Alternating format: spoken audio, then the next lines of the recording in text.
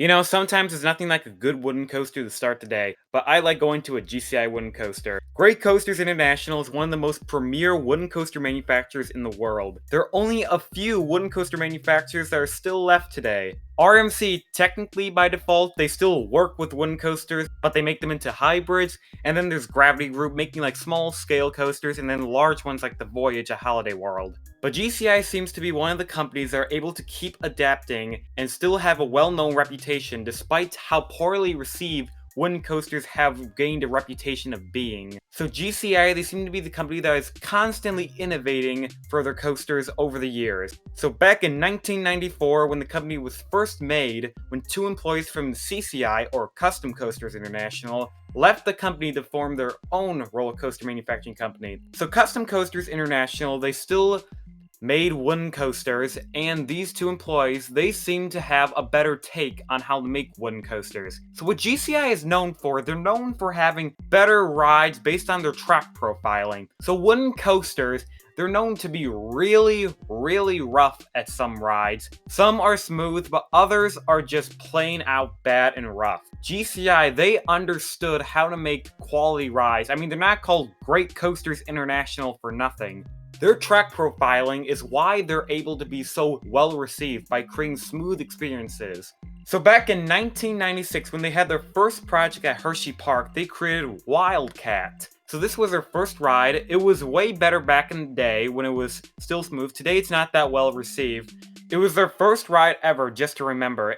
The ride utilized PTC trains, or Philadelphia Toboggan Company trains, until later they would produce their own kind of trains called the Millennium Flyer trains. So these seats, they would have a single lap bar that would be pushed down to help the individual stay in place and be more secure, but they are also really comfortable, which is something that diverted it from other wooden coaster trains like PTC. So the company, they would create other rides. They would create Roar at Six Flags America, Roar at Six Flags Discovery Kingdom, Iron Gwazi. In the future, they would have Mystic Timbers, Invader, Apocalypse at Six Flags Magic Mountain. The list just keeps going on and on and on. The company just seems to have a really bright future ahead of it. But as years gone on, there has been some competition that has come into the marketplace for wooden roller coasters. Wooden roller coasters isn't that big of a market space because most coasters are made out of steel today for a few reasons. The structural integrity of steel is much stronger and it doesn't wear out so quickly over time. Many smaller parks will build wooden coasters because they're relatively cheaper at the start. But as time goes on, wooden coasters become way more rough, and the wood has to be constantly maintained and scanned to make sure there are no cracks or the wood's deteriorating in the structure so it can be safe and the ride could still be at a high standard of when it first opened. So many continents, countries, parks all around the world, they mainly went with the steel route. Currently, as when this video is being made, there are 5,073 coasters in the world, but of all of those coasters, there are only 186 wooden coasters that are made out of wood. Most of them reside in North America, which are 122. So North America is the main appeal for wooden coasters. So out of all these continents in the world, especially Asia, which only has 22 wooden coasters in the entire continent, there's a lot of potential market for wooden coasters, and GCI is the right company because of their quality rides. But in 2011, GCI's whole world would be turned upside down when RMC came into the mix. So instead of building wooden coasters, instead of retracking them and going with GCI to do it, companies have been starting to go with RMC to make hybrid coasters. Now, these hybrid coasters are able to do stuff wooden coasters aren't able to do because of the wooden coaster nature. So with using steel track, they're able to have way more airtime, there's ejector, compared to Millennium Flyers, where they max out at 0 Gs and can't go in the negative G forces, and are able to go through inversions because they're able to support with a steel structure. So hybrid coasters have been in the marketplace that are way more appealing to parks, because they're really crowd-pleasing because there aren't that many in the world so far. And the whole twist of taking an old wooden structure and making it into something that's never been seen before and can do all kinds of elements that wooden coasters aren't able to do is way more appealing than what GCI is currently doing. So GCI looks at RMC as a threat because they're taking potential customers that they can be appealing to. So GCI, they're not just able to build modern coasters today, they're also able to retrack existing coasters. So like Ghost Rider at Knott's Berry Farm, in 2016 they have a whole retracking system to redo the entire structure to Ghost Rider, and to re-profile all the track, and was able to put Millennium Flyer trains, which was a well-received ride to the park, and many people enjoy this transformation.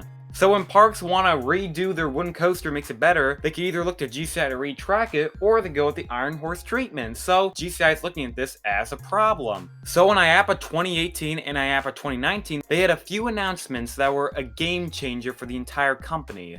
So in 2018, they had the Infinity Flyer train. So these were more modern train designs. They're something that's somewhat relative to RMC coasters and to modern coasters that we see today. And they're able to pull negative Gs, so it can have more airtime. Then they have this whole dueling GCI roller coaster. They use a steel structure, which is what we're seeing on newer GCI coasters today, like Texas Stingray opening this year in 2020, using a steel structure, which is better because it involves less maintenance, yet still have the feel of a wooden roller coaster. But wooden roller coasters aren't enough. I mean, this can appeal to more of the international market because there aren't many wooden coasters, but for the US, amusement parks are still wanting to make RMC creations into hybrid coasters. So, GCI in 2019, they had a big announcement for their 25th anniversary of unveiling hybrid track. So this is big because if GCI still wants to be in this market and wants to compete with RMC, they have to have something relatively like it, but have it different enough so it's not copycatting a lot. So this hybrid track is going to be revolutionary for the company to keep innovating. And it probably won't be that long till we see a GCI hybrid, because GCI is still a well-received company in the industry. Parks won't probably have that much debate when they want to go with a GCI hybrid over an RMC hybrid. The GCI hybrid will probably be a little cheaper than the RMC hybrid when it's first introduced, because they want parks to buy theirs over like the RMC because it's a little cheaper. Because RMC is still a really respected company in the industry, so GCI has a little competition when they want to appeal to a park to buy theirs over RMCs. Where the first one of these can go, I'm predicting one of the Six Flags parks, maybe Roar at America, because RMC, they're becoming a little more expensive than they were when they first bought them in 2011 for the new Texas Giant.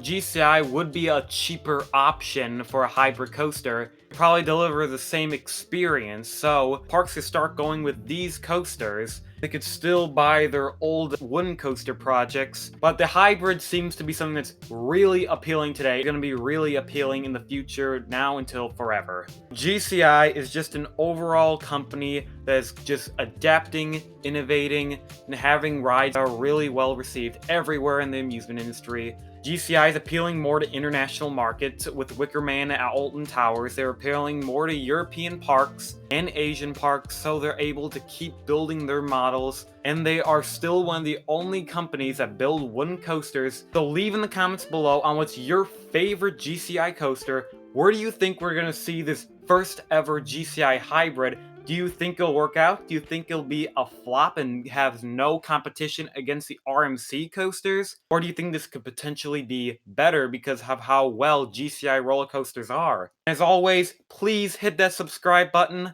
and I'll see you all next time, and I'll catch you guys later.